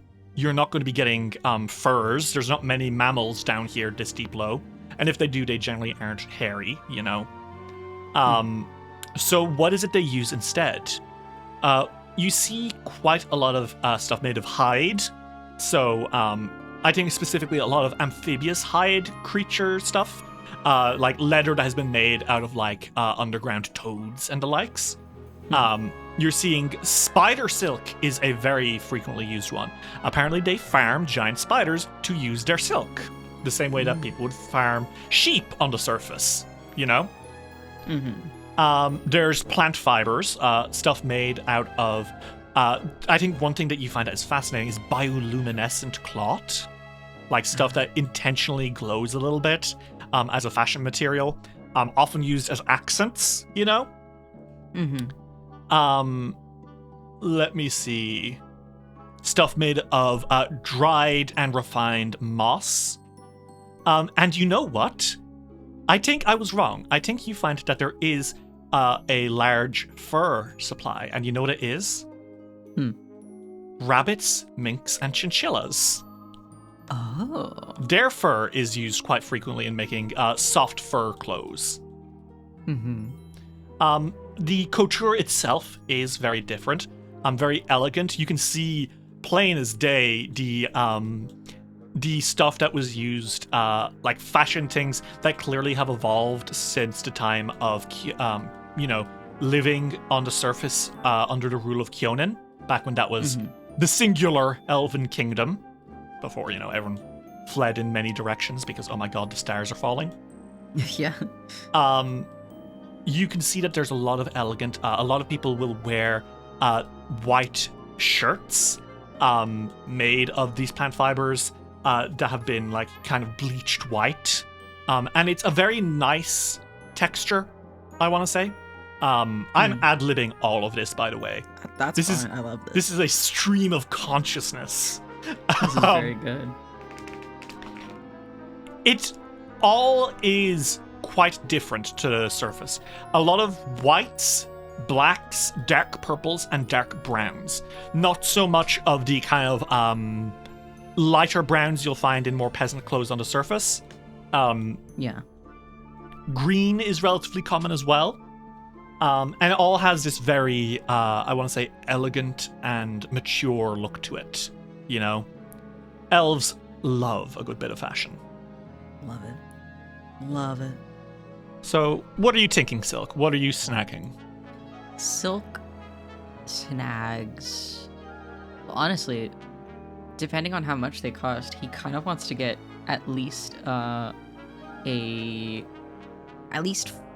yards of everything. Okay, I think. Let me find out how much. I feel this probably costs the same amount as stuff on the surface, right? Certainly, there's maybe like a bit of inflation and like currency differences. Gold is gold, right? So I don't think they had that kind of stuff under the gold standard. So point is, if I pull up cloth, thank you, travel guide. Most of this is going to be coppers and silvers. Mm-hmm.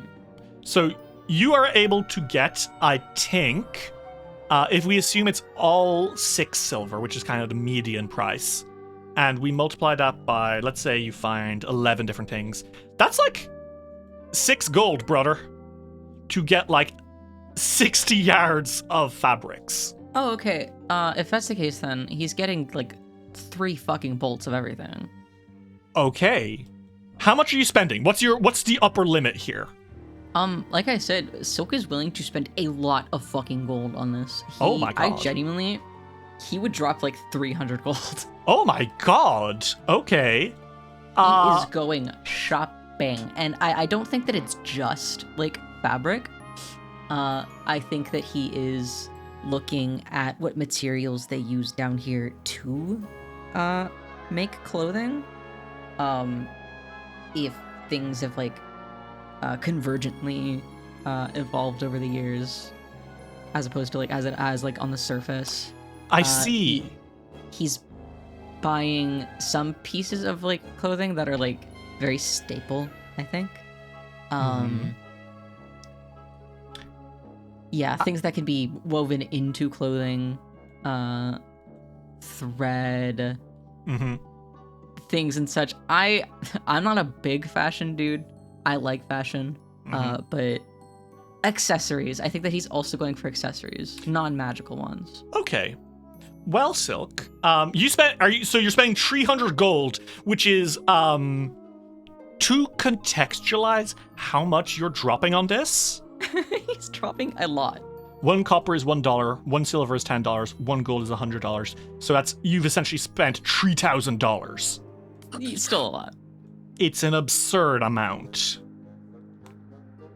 I think at some point you have to start hiring people to help you carry this shit around because there's just so much of it. He has like purchased a He's purchased something to carry this around in, yeah. You know what? And people are holding him. I think you specifically have a riding lizard who has almost like a mule, who's like several bags on its sides as you're just putting more and more stuff in. You hear like people whispering as the sun elf starts walking around, just boosting Yldaris' economy to the roof. You have people at some point, people approaching you on the street being like, we sell stuff as well if you'd like to come see our wares. No, that's okay. I'm only interested in fabrics and fashion. It is fabric. We sell deep moth silk.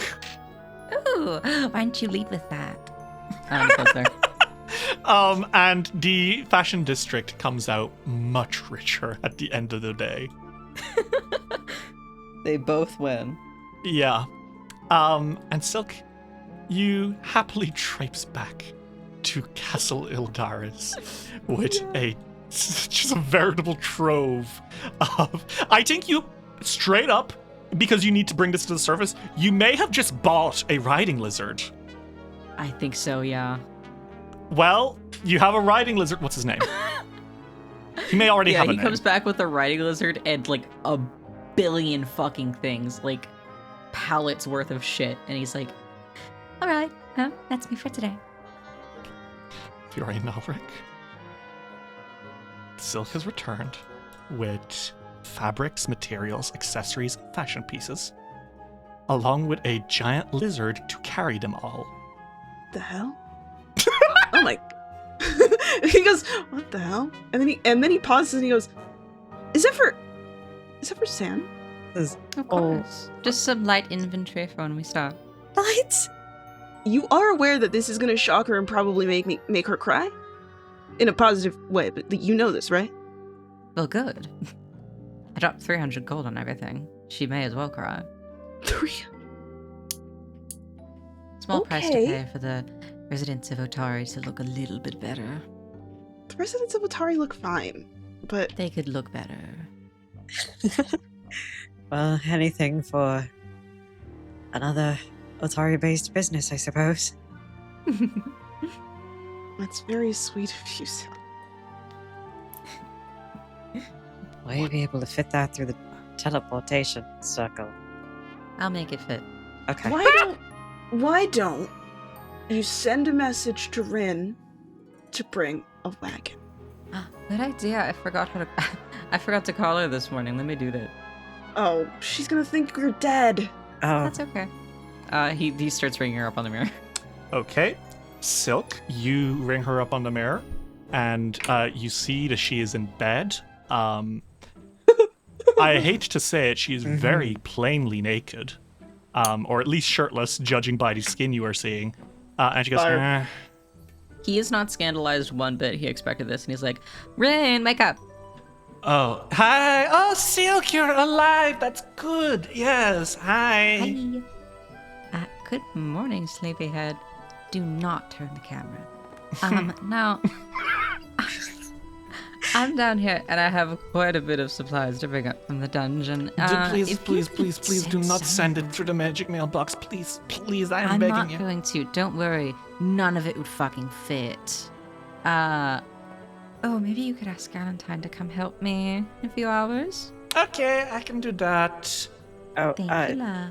Also tell Galentine to bring my horse. She knows the one. Okay, can do. And she... As she's putting the mirror away, you hear a... Are you talking to someone?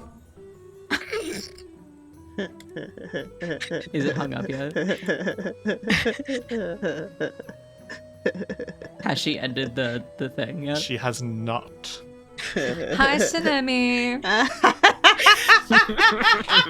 That's an in-character laugh, by the way. There's also an in-character cackle from Ulrich.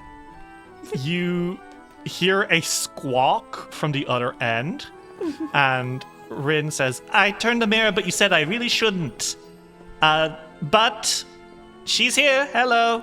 You have a good night. Rin turns back to the mirror and says, a very good night.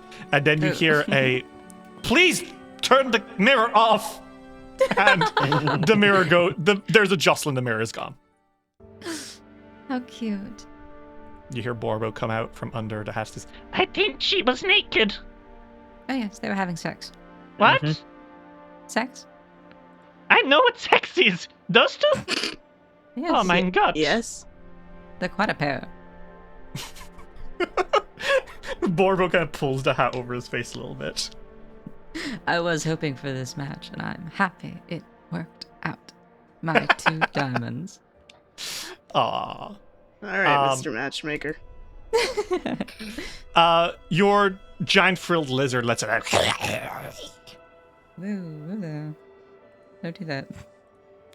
He nods. Thank you. He bows his head obediently. He pets him. You know what? He's very polite. Good Oh, boy. he seems to like you. Don't suppose you have a name for him? Oh, I do. This here is Aloysius Feodore Delbert Witchhelm.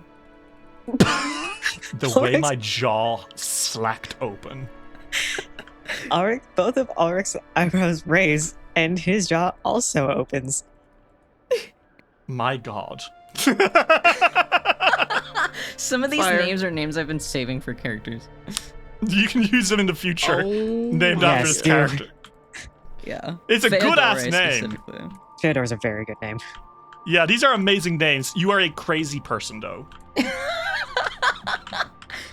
I like that he has the surname. I like that he's a part of the family. Where's he part of? So good. That's his baby. Well, you now have Aloysius Feodore Delbert Witchhelm, who is very polite and obedient. Thank God. I do want to get all this stuff to the surface as quickly as possible. It would be a pain to lug it around. He says, having done, this is something that he did on purpose. Not to, get them back up, but God, whose fault is that? Who did this? Who gave me all these materials to hold? I can't believe it. When I get my hands on them. I'm quite anxious to get them into San's hand, and also, I'm also quite anxious, period. That's fair. I mean, we do have a lot of stuff, and what else do we need to do? There's the lake, which we don't want to get any of this Yeah. ruined at all. I would kill myself. Sand might also kill us. I would. You rip any of this, I will have your head. But, I'm not touching. Well, I mean, if you want to go back and prepare, we can. Obviously, I like exploring the dungeon. I think that down here is really cool. This is the deepest I've ever gone, and I think most people in Otari have ever gone underground. But I know that Question for you. this is kind of intense and big for you with your sibling. So, if you want, we could go back. I mean, I would probably rather not sleep. I'm not great when I don't sleep. So, True. Fair enough. I have a question for you, Dave. Is Fiore on the lizard as well? he currently is. Okay. Silk scoots towards Fiore, and he kind of leans over to him, and he puts one arm, he puts one hand on one of Fiore's biceps, and Okay. he's like, Fiore, you know dungeons better than anyone, and back up to the surface, I will need to make it very convincing that the crypt is a dungeon, and I will need as much time as I hoped I would have. And again, with such a expert. and he squeezes his arm. You are asking me to lie, Well, no. I'm asking you for help with decorations. You don't have to say anything. You really Words are of from the omission city. don't count, my love. Okay, that is just simply not true. I would know. I have gotten a sunburn before. But I'm not going to help you. Just know that you are asking me to lie. And you are also asking me to decorate the crypt of one of the heroes of our town, so that is crazy, but... You know... He lashes at Fiore. We can take it down afterwards. Please. But yes, we can go do that if you want. Thank you. So, would you like to head back up to Otari with your beautiful, amazing lizard? With our beautiful, amazing lizard, yes. He has a fucking name. Aloysius Feodor Delbert Witchelm, sorry. Aloysius Feodore. Feodore, sorry, my mistake. So as you stand, or I guess, as you sit on the back of Aloysius Feodor Delbert Witchelm, outside the gates of Yldaris, one path leading into the hunting ground, one path leading to the tunnel to the surface. Would you like to make your way back up and make your way, leave, go home back to Otari, and prepare for the arrival of Facero Witchelm? Yeah. Yep. Okay. Well, as you guys are leaving, you start going up those spiraling paths around the cave walls, overlooking Yldaris, and there in the distance you see the beautiful hunting grounds. And you see something happen, actually. Ooh. Off in the distance, off in the hunting grounds themselves, you see a giant shape. A massive black shape in the darkness. A silhouette lit underneath by by the bioluminescent mushrooms.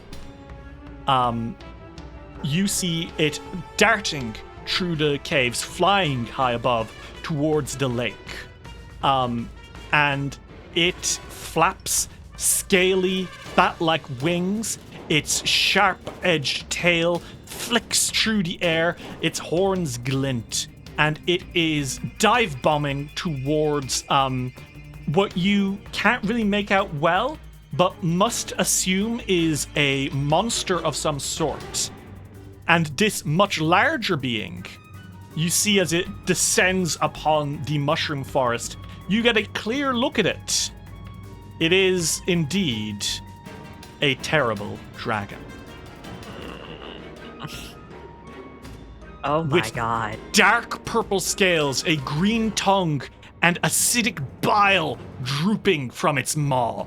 This creature spews out a jet of pure acid, disintegrating into the hide of the monster it is preying upon.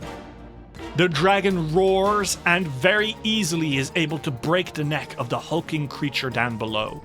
It pierces its fangs into its skin and picks it up, flying back to its base. The poor creature, which must have stood maybe 15 feet tall, is dead in moments.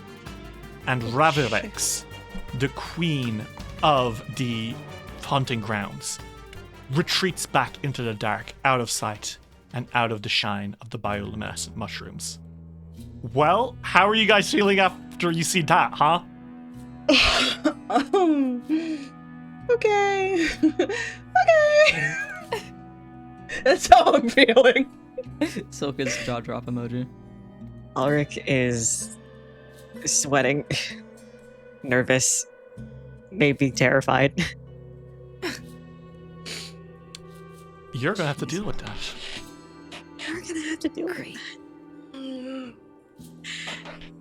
I really, this is the one moment in time. This is the one time that I wish that we were playing in Dungeons and Dragons, because then I would say, you could really say that you could really say that.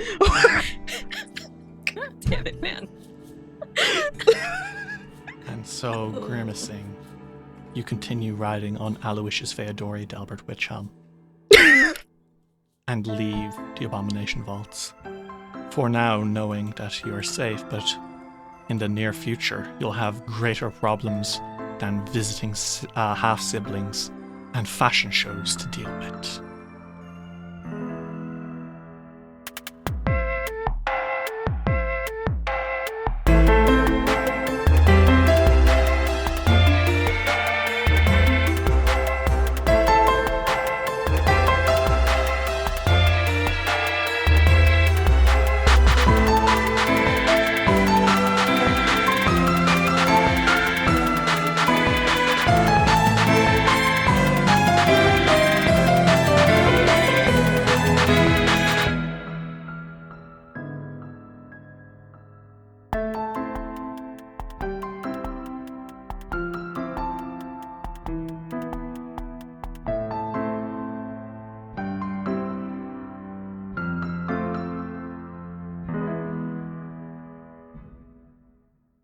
This episode of Dice Will Roll would not have been possible without the support of our patrons.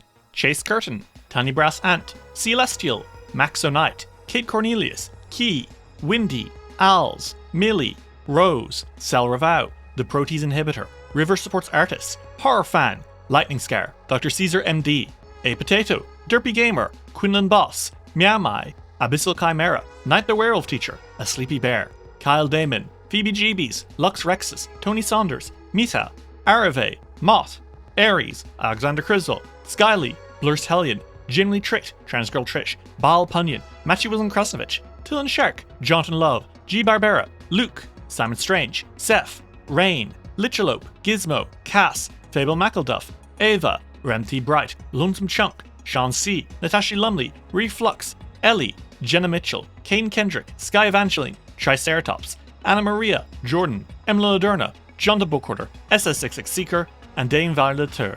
If you'd like to see what you can get for helping us keep rolling, check out patreon.com/DiceRoll today.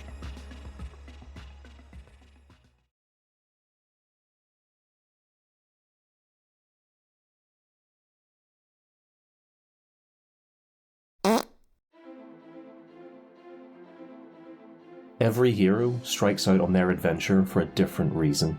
To prove myself worthy of my mother's praise. To write my own story and discover who I really am. To prove to my family that I am more than they believe me to be.